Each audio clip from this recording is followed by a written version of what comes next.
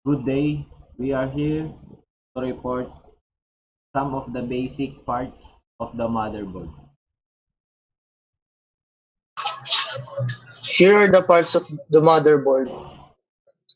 Back panel input-output ports, two PCIe or peripheral component interconnect express 2.01 slot, two DDR4 or double data rate, socket LGA 1151, one PCIe or peripheral component interconnect express 3.0 16 slots, Intel H110 chipset for SATA or Serial Advanced Technology Attachment. Moving on with the back panel, uh, Kenji. To start off, the first I/O slot on the topmost corner is called a PS2 mouse or keyboard port. From the name itself, it is used to input a mouse or keyboard device to the motherboard. Beside it are USB ports. It allows connections and communication between computer peripherals and other computers. Under those ports are the DVI and the VGA port. The DVI, being the white one, is used to connect to a video source such as a computer monitor. Beside it, the black one, is the VGA port. Similar to the DVI, it is also used to connect to a video source. So below those two are the HDMI port. Similar to the previous ports, it is also used to display video to another source. So all those three ports display video. What are the main difference between them? It is mainly the quality and the way that the video travels. HDMI is the latest among those three, which means it provides higher definition audio and video. So below the HDMI port are different colored USB ports. Each color indicate the version of the port. The black one being 2.0, blue 3.0, teal 3.1, and the red being 3.2, which I think is the most latest one. So beside the bottommost USB port is the Ethernet port. It is used to connect internet to the motherboard.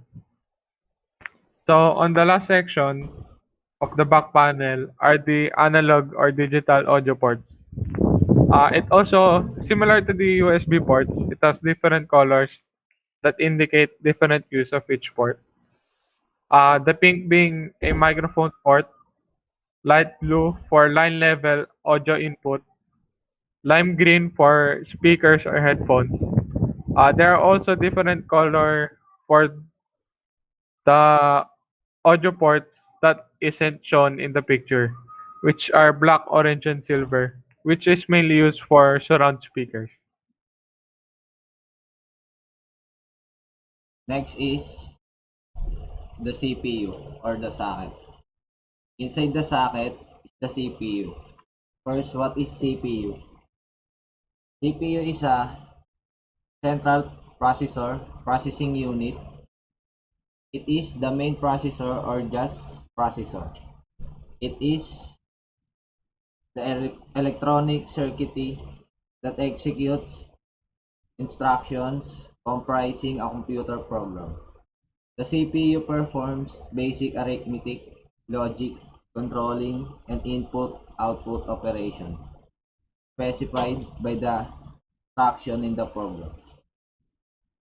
Um, the top in the top of the above of the CPU, the heatsink or fan. What is heatsink and fan?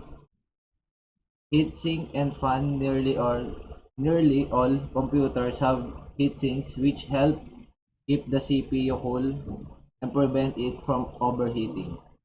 The combination is creatively called a heatsink and fan, or HSF.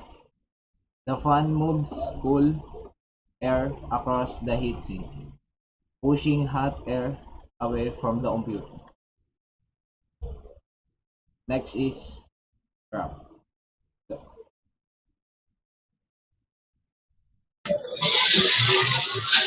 ROM and RAM. First, let us discuss what is ROM. ROM or read-only memory is a storage medium that is used with computers and other electronic devices. As the name indicates, data stored in ROM may only be read. ROM is mostly used for firmware updates.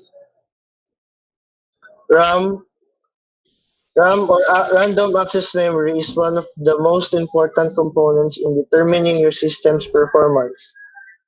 RAM gives application a place to store and access data on a short-term basis. It stores the information your computer is actively using so that as can be accessed quickly. The more programs your system is running, the more you'll need RAM. Now let us discuss what is the difference between RAM and ROM. In storage capabilities, RAM is volatile while requiring power to store data, while ROM is non-volatile, not requiring power to store data. Next, the difference of RAM and ROM between in storage capacity.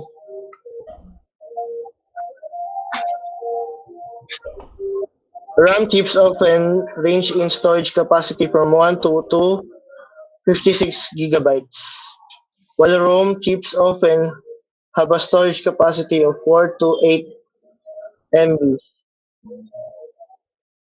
Now the physical size of ROM and RAM. RAM is available in two primary sizes, whether used in a desktop computer or a laptop. Desktop is about 5.5 inch in length and 1 inch in width. Laptop RAM is about half the length of desktop RAM. ROM can vary in size from less than an inch in length to multiple inches in length and width depending on their use. Next.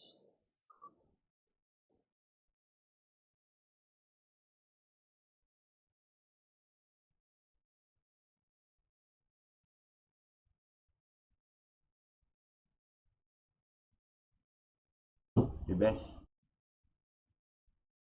Sorry. And the next one is DDR4 support.